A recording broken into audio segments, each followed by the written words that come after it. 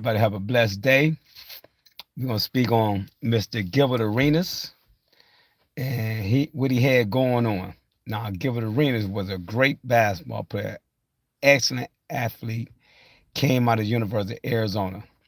He could have been a top pick, but he went to the NBA draft and says the stuff that they think was out of character, but they didn't realize he's just a silly guy, his personality. And also, when he went to the NBA, Uh, he went on a lot of scrutiny for what he did with gambling and him and a guy betting. And it got to the point where the guy didn't want to make the bet and Gilbert kind of threatening with a gun. They went back to the stadium and on the job site, and they both had weapons. So Gilbert and this guy had gotten a lot of trouble. Guy got traded. Gilbert basically got pushed out the league, and he could have been an NBA great. Now he caught up in a federal indictment for gambling again. I understand people go to a lot of different addictions, sex addiction, money addiction, gambling addiction, food addiction, etc. But drug addiction. But we gotta understand, it gotta be a point in your life when you see yourself spiraling out of control. If you are a conscious thinker, if you have emotional intelligence, you can see that it's affecting you and also the people around you. But sometimes it might take something like this to wake you up. And you don't never want to put yourself in a situation where you're facing criminal proceedings, going in front of a federal court. Back in the day, if you was an athlete, you was a star, you was a celebrity, you go inside the court system, it's a possibility the judge might give you a slap in the hand and say, well, he's not a criminal or she's not a criminal. They didn't put themselves in a situation to be successful. Now they don't care about that because you got so many successful people in the world now, and they playing games with the system. They think they can get in trouble when they feel like it, or they're above the law. The Puff Daddies, the Bill Cosby, the Shannon Sharps, uh, the Jeffrey Epstein's, the Bill Clinton, etc. We can go on and on. But as time go on, the justice system don't care about your name, your pedigree, how much money you done made. So it's a possibility you can be going to prison. I don't know the extent of the case. I don't know how much time they're facing for that. But if it's illegal gambling and the state he's in, it's illegal. So they turn it into a federal offense. So I don't know what the involvement, why the feds came in, why didn't they make a state? But by me being in the federal system, I think most things like gambling and stuff like that become federal when especially when you're going across lines or whatever, or you're putting together parties illegally. Now, Gilbert, you had a brilliant career, even though it was cut short. Also, you got a nice podcast coming on, and you just signed a great deal. Young men, young women, when God give you an opportunity, man, to do something great, run with it. A lot of us don't have the opportunities.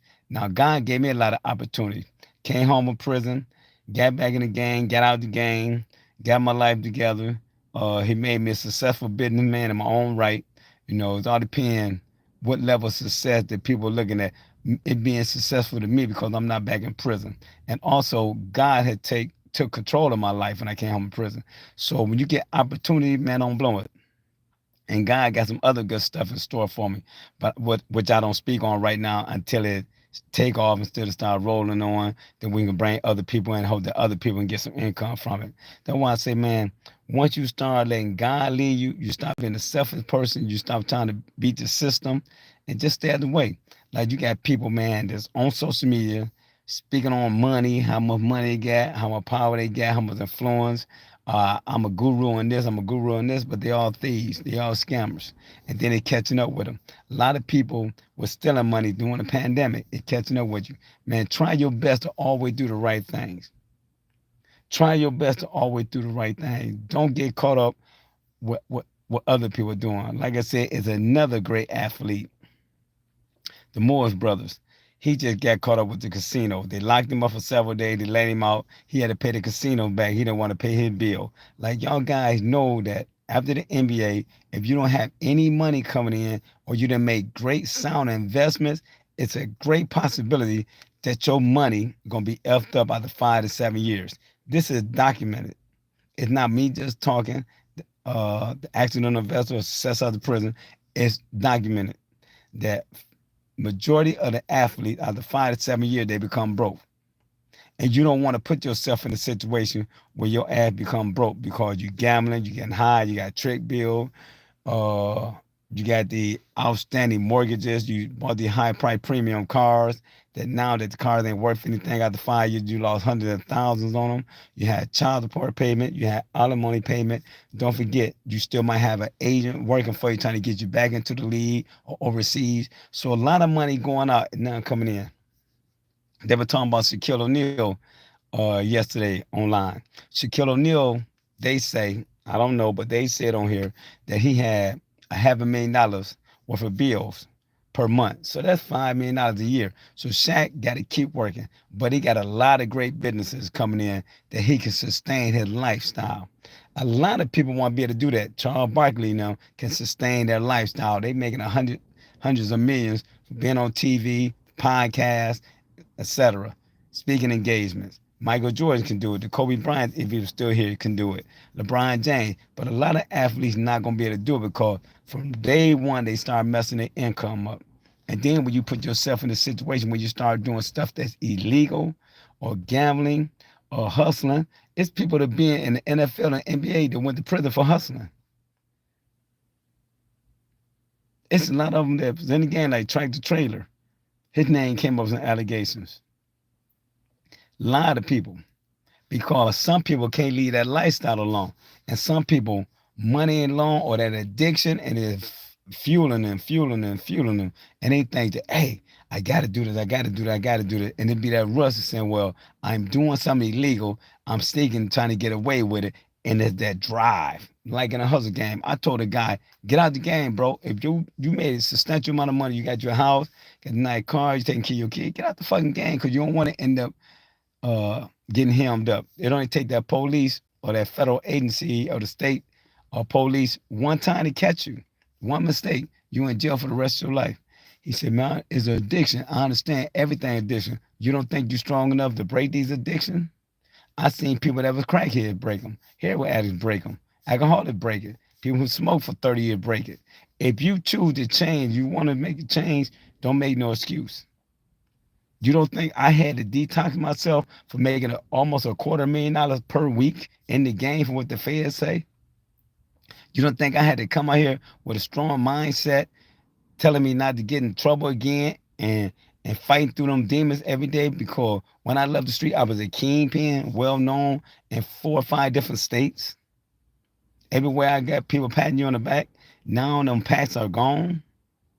Hey, you know how good that feel when you walk somewhere and people point at you, people saying something, and people acknowledge you. Now that shit is gone. They're like being an ex-athlete when they ain't gonna talk about Jalen Rose no more. Some people are gonna say, "Hey, did you play pro basketball?" He gonna say, "Yeah," because they saying it because he's tall.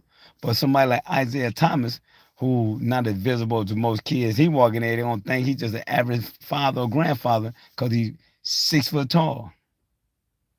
So when that stuff started going away, I understand that it started fucking with your self-esteem, but you gotta also understand that you never want to put yourself in a situation where these boys come to get you. Gilbert, you just got married. Your children are doing good. They all high profile, great athletes. Some of them might make it to the NBA or the WNBA. But now, one of you go to jail 5 to 10 years, you're gonna miss a great part of their life. I hope this is a wake up for anybody who's doing anything illegal that look at Gilbert Arenas situation. Look at Moore's situation.